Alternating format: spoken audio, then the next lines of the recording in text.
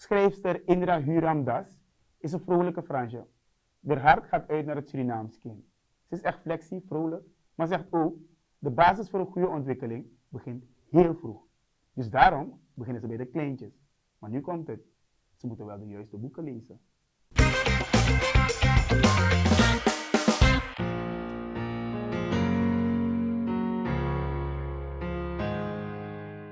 Vaderlandsliefde. Voor mij betekent dat liefde hebben voor jouzelf.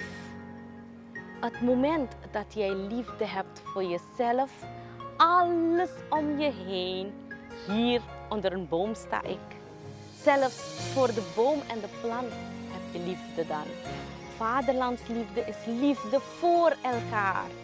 Samenwerken, mooie dingen doen om ons land vooruit te brengen.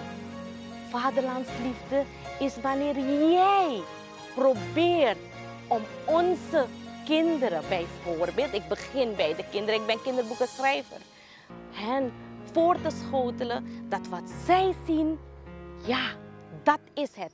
Vaderlandsliefde, samenwerken, dat is het. Hoe wij ook hier samenkwamen, nu zijn we er.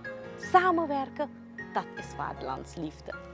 Hoe probeer ik vaderlandsliefde te verspreiden? Door boeken te schrijven die herkenbaar zijn voor onze kinderen.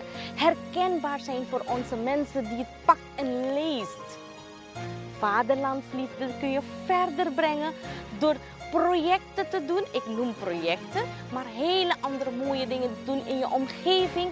Waarbij mensen zien, ja, je houdt van je land. Vernietig je land niet. Maar probeer iets op te bouwen dat voor generaties lang nog te genieten is. En generaties lang nog zeggen van ja, dat hebben wij samen bewerkstelligd en wij gaan door. Dat is vaderlandsliefde voor mij. Schrijven voor mijn land.